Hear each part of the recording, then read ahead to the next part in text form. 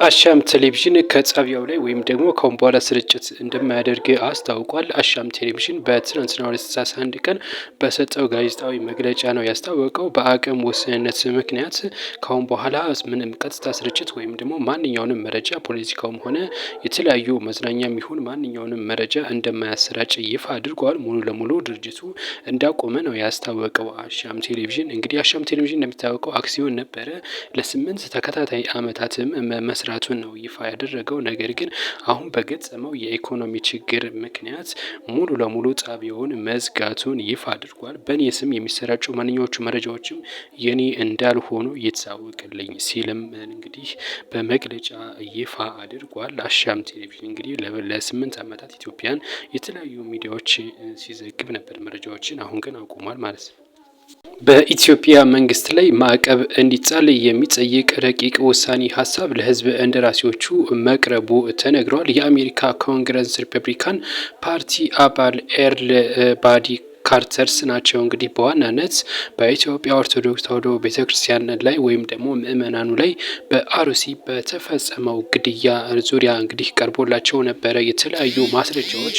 እሳቸውም እንግዲህ የሪፐብሊካን ፓርቲ አባሉ ኤርል ባዲ ካርተርም እንግዲህ በኮንግረሱ ለትራምፕ እንዲቀርብ በማድረግ በኢትዮጵያ አመራሮች ላይ ወይም ደግሞ በኢትዮጵያ ባለስልጣናት ላይ ማዕቀብ እንዲጻልባቸው ጭምር እንደሚሰሩ ነው የተነገረው። በኢትዮጵያ እንግዲህ በሃይማኖት ተኮር ከፍተኛ የሆነ ግድያ መፈጸሙ ይታወቃል። በአርሲ ባሉ ዞኖች ወደ 4 ወደ ሽርካና እንደዚሁም ደግሞ 5 ወረዳዎች ላይ ማለት ነው። ከዚህ ጋር ተያይዞ በርካታ ማስረጃዎች ቀርቧል በኮንግረሱ ማለት ነው።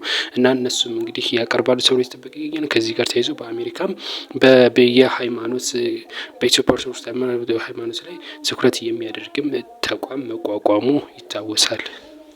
በአዲስ አበባ የትምህርት ቢሮ አንድ ደብዳቤ ተልኳል። ደብዳቤውም የሚለው እንግዲህ የ6ኛና የ8ኛ ክፍል የሚኒስትሪ ተፈታኝ ተማሪዎች ኦሮምኛ ቋንቋ ፈተና ውስጥ እንደሚካተት ነው መረጃው የደረሰው ተብሏል። ሪፖርተር ነው ይሄንን መረጃ ይዞት ይወጣው። ከዚህ ጋር ተያይዞ እንግዲህ ተማሪዎቹ የእንግሊዝኛ የኦሮምኛ ቋንቋ እንደ ሌሎቹ ፈተናዎችም እንደሚሰጣቸው ነው የታወቀው። ከአሁን በፊት እንግዲህ ኦሮምኛ ቋንቋ አይሰጥም ነበረ። አሁን ግን ሙሉ ለሙሉ ቋንቋው በፈተና እንደሚካተት ነው መረጃዎቹ እየወጡ የሚገኙት።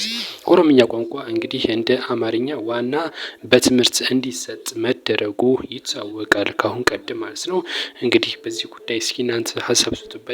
ምን ትላላችሁ? አዲስ አበባ በነገራችን ላይ ዋና ከተማ ናት። ነገር ግን እንግዲህ ኦሮምኛ መሰጠቱ እስኪ እናንተ በዚህ ጉዳይ ሀሳብ ስጡበት። ብዙዎችም የተነጋገሩበት ይገኛሉ። የሌሎችም እንግዲህ በቋንቋችን እንማር አዲስ አበባ ውስጥ ማለታቸው አይቀሬ ይመስላል። ምክንያቱም የሁሉም ብሔር ብሔረሰቦች ከተማ ስለሆነች። ኢትዮጵያ የአፍሪካን ችግር በአፍሪካውያን ለመፍታት በቁርጠኝነት ትሰራለች ሲሉ የመከላከያ ሚኒስትሯ ኢንጂነር አይሻ መሐመድ ገልጸዋል። በአፍሪካ ህብረት አዘጋጅነት ሲካሄድ የቆየው 17ኛው የአፍሪካ የመከላከያ መሪዎች ጉባኤ በዛሬው ዕለት መጠናቀቁን የተነገረው። ለቀናት በአዲስ አበባ ሲካሄድ የነበረው ይህ 17ኛው የአፍሪካ የመከላከያ መሪዎች ጉባኤ ተጠናቋል። በዚህም እንግዲህ ንግግር ያደረጉት የኢትዮጵያ የመከላከያ ሚኒስትር አይሻ መሐመድ የአፍሪካውያን ችግሮቻቸውን በውይይት መፍታት አለባቸው። በአፍሪካ ውስጥ እንግዲህ በርካታ ችግሮች አሉ። ለውይይቱም ዋና አካል የሆነው መፈንቅለ መንግስት እንደዚሁም የሽብርተኝነትና የህገወጥ የሰው ዝውውርና በብዛት ደግሞ እየተገበረ የሚገኘው መፈንቅለ መንግስት ነው።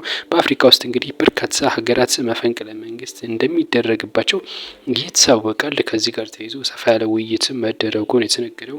በተያያዘ ዜናም እንግዲህ የኢትዮጵያ መከላከያ ሚኒስትር የሆኑት አንሻ ከተለያዩ ከአፍሪካ ሀገር ከመጡ የመከላከያ ሚኒስትሮች ጋር ውይይት ማድረጋቸው ጎን ለጎን ማለት ነው ውይይት ማድረጋቸውን ይፋ አድርገዋል።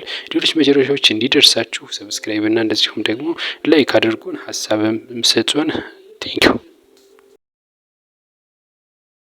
ሜሮን መብራቱ የተባለችውን ግለሰብ ገድሎ እየተሰወረው በቁጥጥር ስር ውሎ የእድሜ ልክ እስራት እንድትፈረድበት ነው እየተነገረው። ሜሮን መብራቱ የተባለችውን ወጣት የገደለው በእድሜ ልክ እስራት እንድትፈረድበት ነው መረጃዎቹ የደረሰን። የካቲት 18 2015 ነበረ እችን ተጠርጣሪ በገድሎ በባጃጅ ወደ አልታወቀ ቦታ ጥሏት የተሰወረው።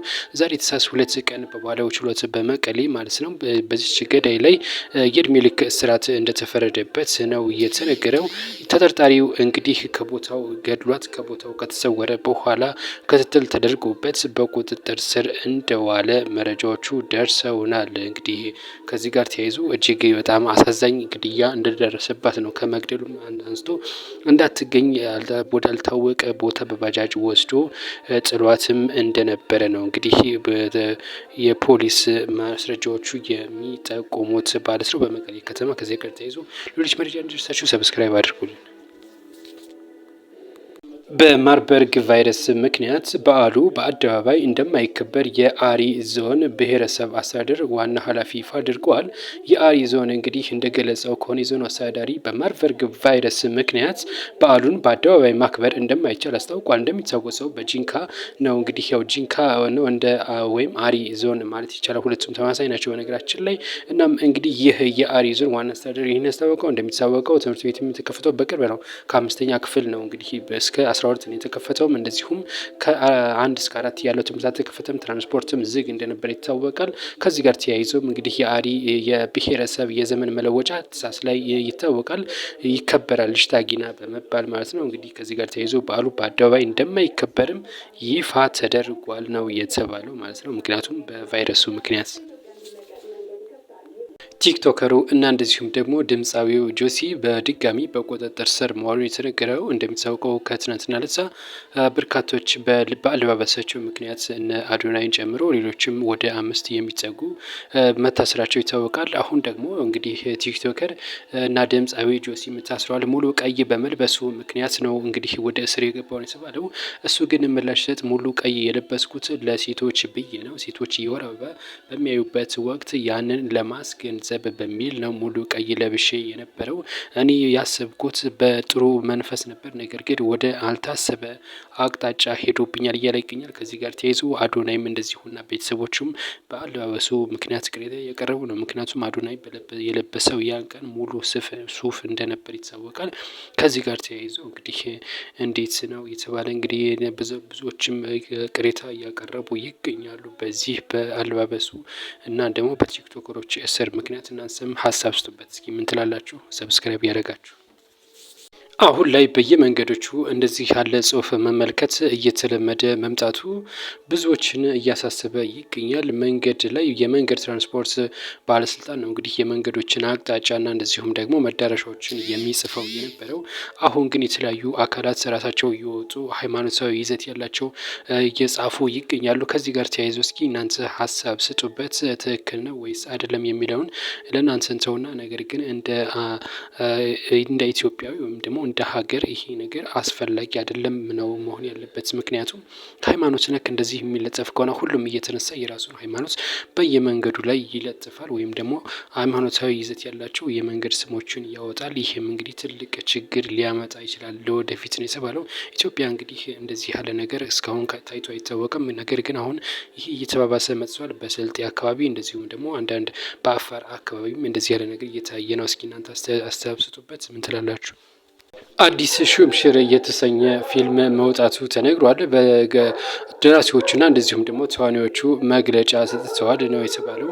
አዲስ ሹምሽር ፊልም እንግዲህ አትሌት ማስተዋልና እንደዚሁም ደግሞ በርካታ ባለሙያዎችም እንደዚሁም ፍቅርተም እንዳለችበት ነው የተነገረው።